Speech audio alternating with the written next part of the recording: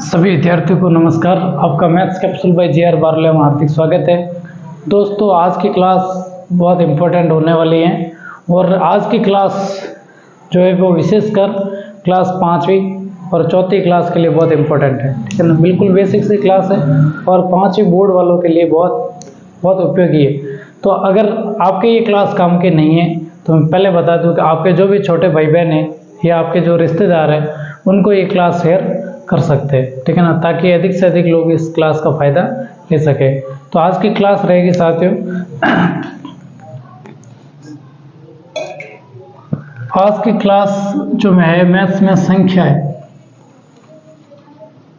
पहला चैप्टर है ये 5वीं क्लास का संख्या है, लेकिन इस क्लास को कोई भी बंदा देख सकता है। ठीक है ना, तीसरा चौथी 5वीं का हो तो भी चलेगा।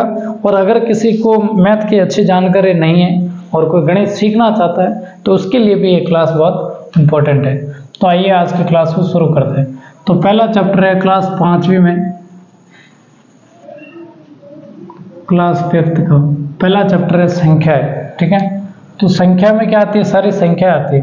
अब जब भी हम संख्याओं का जिक्र करते हैं तो हम आपने पढ़ा होगा इकाई, दहाई, सैकड़ा, हजार ऐसे पढ़ते हैं।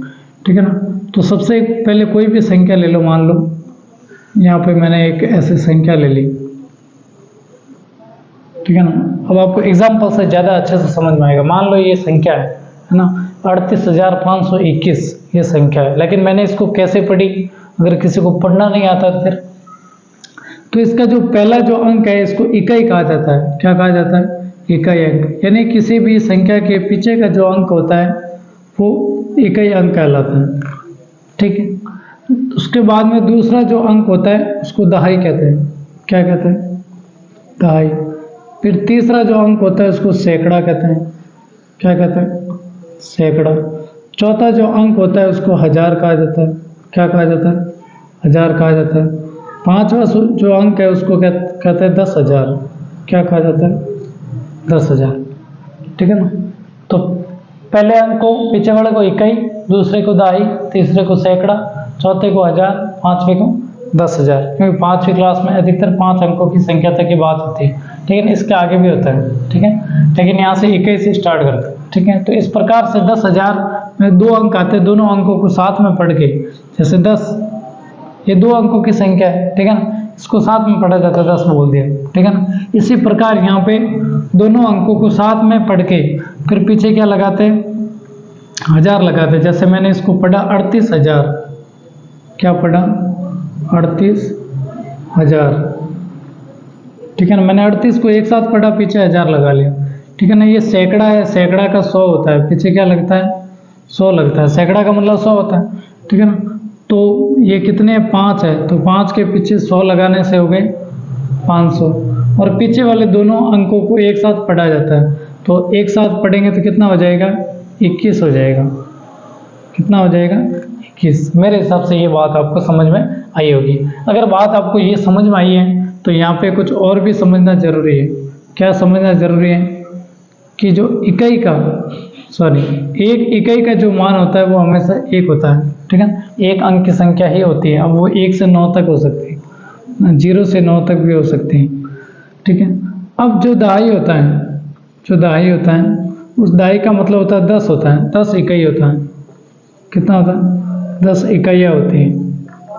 ठीक है, क्योंकि एक इकाई का मान 1 है तो 10 इकाई मिलके एक दहाई का निर्माण करते हैं, एक दहाई बनाते हैं। तो एक दहाई का मतलब हो गया 10 इकाई। एक सैकड़ा, अब एक सैकड़ा का मतलब कितना होता है? 10 दहाई होता है। कितना होता है? 10 दहाई होता है। ठीक है, अब एक दहाई का मान 10 है, एक दहाई का मान 10 है, तो दहाई का मान 10 है, गुणा आगे 10, तो 10 को 10 से गुणा किया तो कितने हो गए? 100। 10 दही 100 होता है ना, इसका मतलब 100 इकाई होती है। इसमें कितनी इकाइयाँ होती हैं? 100 इकाइयाँ होती हैं। ठीक है, इसी प्रकार 1,000, 1,000 में कितने सैकड़े होते हैं? ठीक है ना, 100 के नोट कितने होते हैं? 10 होते हैं, तो 10 सैकड़ा होता है। कितना होता है? 10 सैकड़ा। अब सैकड़ा का मतलब कितना होता है? सैकड़ा का मतलब 100 होता है। ठीक है ना, सैकड़ा का मतलब 100 होता है, यानी 10 दहाई होती है। हाँ, तो 10 इंटू सैकड़ा का 10 दाई, तो 100 दाई होती है। कितनी दाइयाँ होती हैं? 100 दाई होती है, ठीक है ना। अब इकाई की बात करें तो ये 100 तो है ही है, एक दाई का मतलब 10 इकाइयाँ होती है, तो इसको 10 से गुणा कर दो, यानी 1-1 रुपए के नोट होंगे तो 1000 इकाइयाँ होगी। कितनी इकाई होगी? 1000। ऐसे देख सकते हैं, ठीक है ना। इस प्रकार से ये था बिल्कुल बेसिक। और 10,000 को 10,000 ही पढ़ा जाता है, 100 सैकड़े होते हैं उसमें। 10,000 में कितने सैकड़े होते हैं? 100 सैकड़े, 100 सैकड़ा होता है, ठीक है। और 10,000 को 10,000 ही पढ़ा जाता है, ठीक है। इतनी बात समझ में आ गई। अब इतनी बात समझ में आ गई तो अपन संख्याओं में आगे चलते हैं, ठीक है ना। संख्याओं में आगे चलते हैं तो पहला नाम आता है विस्तारित रूप। क्या नाम आता है? विस्तारित रूप। विस्तारित रूप का मतलब क्या होता है? विस्तारित रूप का मतलब होता है कोई भी संख्या हो उसका विस्तार करना, ठीक है ना, उसको कहा जाता है विस्तारित रूप। मान लो कोई संख्या जैसे 38,521 लिखी हुई है, 38,521, और कह दिया कि इसका विस्तारित रूप लिखो। क्या लिखो? विस्तारित रूप लिखो। तो आपको क्या करना है? आपको इसमें घबराने की बिल्कुल भी जरूरत नहीं है, बिल्कुल ईजी है, ठीक है। तो इस संख्या का विस्तारित रूप अगर अपने को चाहिए तो अपन आगे से स्टार्ट करेंगे, है ना। आगे अंक कितना है? 3, तो यहाँ अंक लिख दिया 3, ठीक है।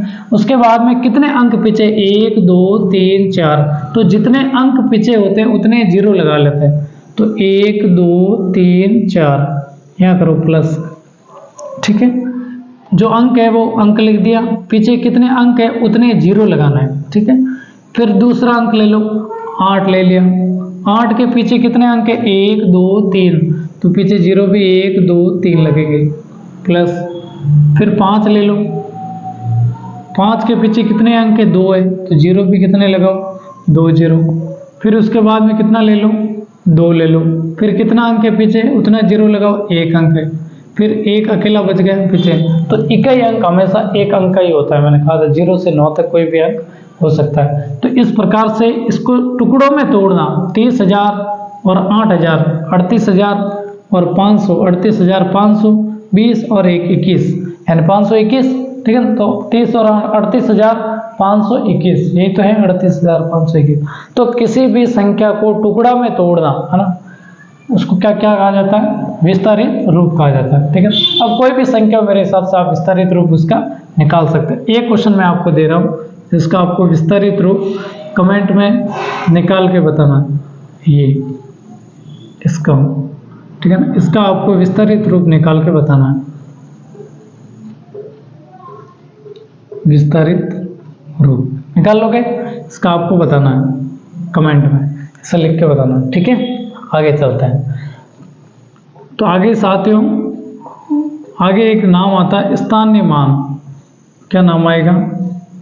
स्थानीय मान, यानी कि प्लेस वैल्यू कितनी होती है, ठीक है। स्थानीय मान क्या होता है? स्थानीय मान, इसको एग्जाम्पल से समझते हैं, इसी एग्जाम्पल से समझ लेते हैं। 38,521 एक कोई ऐसी संख्या दे दी है और पूछा कि उसका स्थानीय मान कितना है। अब कोई भी अंक का पूछ सकते हैं ना, 1 अंक का पूछ सकते हैं, 2 अंक का पूछते हैं, है ना। तो स्थानीय मान होता है क्या, ये समझते हैं ना। स्थानीय मान का मतलब होता है उस स्थान का मान। जैसे यहाँ पे देखो 3 की जगह क्या आया? 30,000, है ना। तो 30,000 का जो स्थानीय मान है वो कितना है? 3 है, सॉरी, हाँ ठीक है, देखते हैं यहाँ पे, है ना। तो कितना है? जैसे पूछेंगे 3 का स्थानीय मान कितना है? 3 का स्थानीय मान, 3 का स्थानीय मान कितना है? तो 3 का स्थान, ये 3 का ही है, ठीक है। 3 का स्थानीय मान का मतलब कहाँ है? 3, जहाँ 3 है उस 3 को लिख दो, पीछे कितने अंक है उतने जीरो लिखो, 1 2 3 4, तो 1 2 3 4, ये 4 जीरो लिखे। तो 3 का स्थानीय मान हो गया बच्चों 30,000। कितना हो गया? 30,000। इस प्रकार से स्थानीय मान लिखा जाता है। अब कहे कि 8 का स्थानीय मान कितना होगा? 8 का स्थानीय मान आपको इतना बढ़िया लिखना है इसके पीछे। तो 8 का 8, देखो ये कितने अंक है? 1 2 3 4, 8 सहित, तो पीछे से ऐसे 4, 1 2 3 4 यहाँ तक आएगा। इसके नीचे। तो 8 का पूछा है तो 8 को यहाँ लिख दो। 8 के पीछे कितने अंक है उतने जीरो लगाओ, 1 2 3 लगा दिए। इसी प्रकार से कहे कि 5 का स्थानीय मान कितना होगा, मैंने लाइन खींच दी, मतलब का स्थानीय मान लिखना है। तो 5 का कितना होगा, तो 5 लिख के पीछे 2 अंक है तो 2 जीरो लगाओ, 1 और 2, ये यहाँ से हटा देता हूँ। ठीक है। अब कहे कि 2 का स्थानीय मान कितना है, तो 2 का स्थानीय मान 2 और 2 के पीछे 0 1 लगाना है, 1 अंक है तो 20 हो गए। ठीक है ना।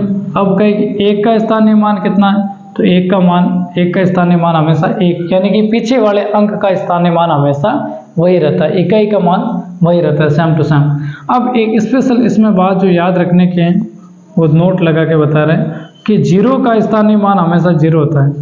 0 का स्थानीय मान हमेशा 0 ही होता है, वो 0 भले ही कहीं पे आ जाओ। ठीक है, कैसे अभी बताते हैं।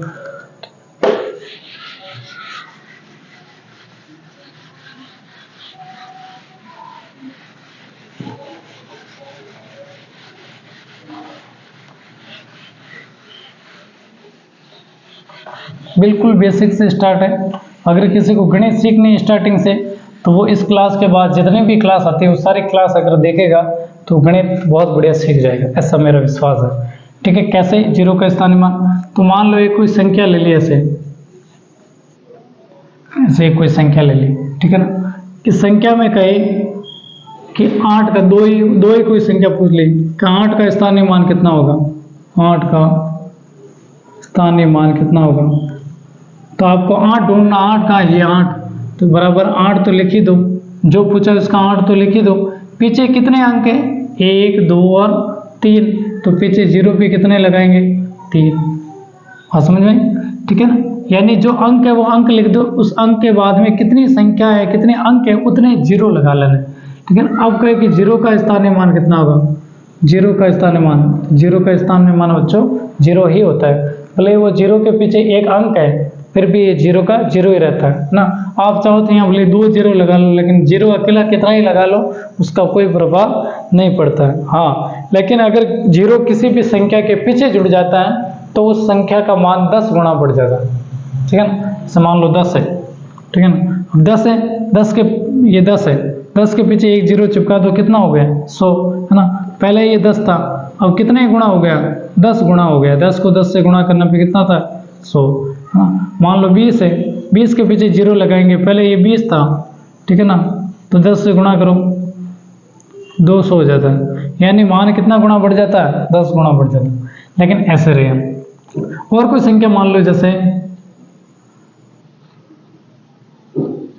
कोई संख्या 30,458 संख्या है, ठीक है ना, तो हम क्या करेंगे, 3 का जो स्थानीय मान होता है, 3 का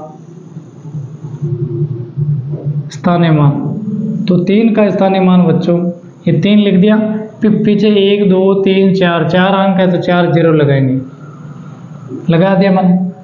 अब कहे कि 0 का स्थानीय मान, 0 का स्थानीय मान, तो 0 के पीछे भले 4 अंक है लेकिन 0 का स्थानीय मान होता है 0 है, कितना होता है 0 है, बस ये तो बात याद रखनी है ना। अब कहे कि 5 का स्थानीय मान कितना होता है, तो 5 का स्थानीय मान, 5 के बाद में एक अंक है तो 1 0 लगा देना है, ठीक है। तो मेरे हिसाब से स्थानीय मान आपको समझ में आ गया होगा। आगे चलते हैं।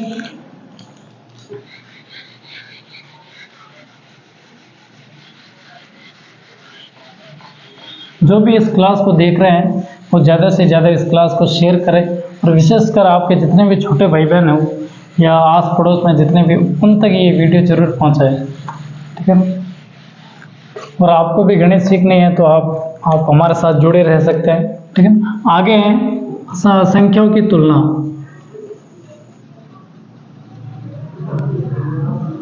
संख्याओं की तुलना। अब संख्याओं की तुलना कैसे करेंगे, जब हम संख्याओं के बारे में जानेंगे तो हमने संख्याओं के बारे में जान लिया, तो संख्याओं की तुलना में 2 प्रकार की संख्या आएगी। पहली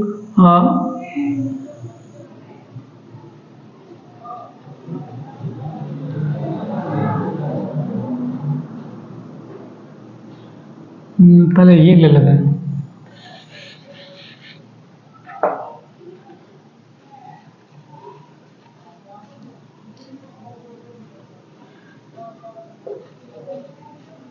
अंकों की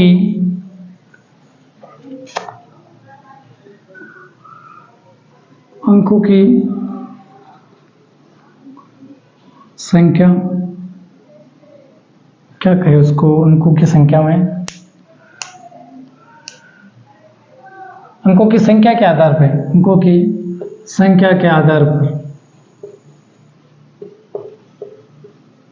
पर यानी असमान अंक वाले, असमान अंक वाले, मैं आपको इस लैंग्वेज को समझा लेता हूँ। असमान अंक वाले का मतलब ये है कि जिनमें अंकों की संख्या समान नहीं है। मान लो दो संख्या दे दी आपको कि इन दोनों की तुलना करो, कौन सी छोटी है कौन सी बड़ी है। तो अंकों की असमान अंक कैसे कि एक संख्या में तो 4 अंक है, एक में 5 अंक है, तो एक में 4 है एक में 5 है, ठीक है ना। तो दोनों में अलग अलग अंक हो गए, है ना। तो अंकों के आधार पे अगर एक कम और एक ज़्यादा है तो कैसे पता करेंगे, ठीक है ना। मान लो ये एक संख्या है और यहाँ एक डिब्बा दे दिया खाली और कहा कि ठीक है, इन दोनों संख्याओं में कौन सी संख्या बड़ी है, ठीक है ना। तो जब भी अंकों की संख्या के आधार पर बताते हैं, ठीक है ना, कि कितने अंक है, तो इसमें कितने अंक है, ये 4 अंक है, ठीक है ना। और इसमें कितने अंक है, तो इसमें 3 अंक है, इसमें कितना अंक है, 3 अंक है। तो आपको क्या ध्यान रखना है, अधिक अंकों वाली संख्या हमेशा बड़ी होती है। अब इसमें तो कोई बताने वाली बात भी नहीं है, फिर भी अधिक अंकों वाली संख्या हमेशा बड़ी होती है। अंकों वाली संख्या हमेशा बड़ी होती है। आप चाहो तो नोट्स भी बना सकते हो, बड़ी होती है, ये नोट है, ठीक है। तो ये इतना खास कोई बात नहीं थी। अंकों की संख्या बराबर हो, अंकों की संख्या बराबर होने पर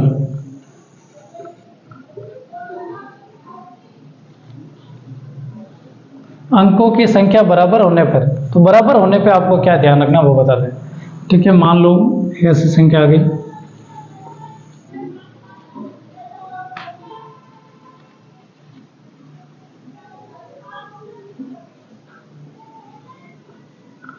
ऐसी एक आपको कोई दो संख्या दे दी, ठीक है ना। एक 38,472 है, एक 38,421 है, ठीक है ना। अब इन दोनों संख्याओं में कौन सी छोटी और कौन सी बड़ी, ठीक है ना, ये पता करना हो तो हम कैसे करेंगे। आइए उससे पहले एक बात समझते हैं कि छोटा और बड़ा क्या होता है। देखो इस प्रकार के आपने निशान देखे होंगे, ये जो है ना ये बराबर का है, ये किसका है, बराबर का है, सब जानते भी होंगे। इसको इक्वल कहते हैं, क्या कहते हैं, इक्वल, ठीक है ना। ये देखो ये जिसकी तरफ दो मुंह है, जिसकी तरफ दो मुंह है वो बड़ा होता है, वो क्या होता है, बड़ा होता है। जिसकी तरफ दो मुंह है, जिसका मुंह खुला हुआ है ना, बस खुला हुआ मुंह है तो जो भी आएगा वो अंदर जाएगा, इसका मतलब बड़ा है तभी तो अंदर जाएगा ना। तो जिसकी तरफ दो मुंह है वो हमेशा बड़ा होता है, इसको ग्रेटर देन कहते हैं। क्या कहते हैं, इसको ग्रेटर देन, ठीक है। जिसकी तरफ एक मुंह है, बेचारा मुंह ही एक है और वो भी बंद है तो ये खा ही नहीं पाएगा, तो ये छोटा है तभी तो नहीं खा पाएगा ना। तो जिसकी तरफ एक मुंह होता है वो छोटा होता है, इसको लेस देन कहते हैं। क्या कहते हैं, लेस देन, ठीक है ना। ये समझना भी जरूरी था, ठीक है। अब आइए इनमें बात करते हैं। तो जब भी ऐसी, जब अंकों की संख्या समान हो, बराबर हो, ऐसी संख्याओं में कौन छोटा कौन बड़ा अगर पता करना है तो हम कैसे करेंगे। तो हम क्या करेंगे, यहाँ आगे से देखेंगे, ठीक है ना। अब पीछे से देखने की जरूरत नहीं, आप आगे से देखो तो क्या देखेंगे कि यहाँ पे 3 है और यहाँ पे भी 3 है।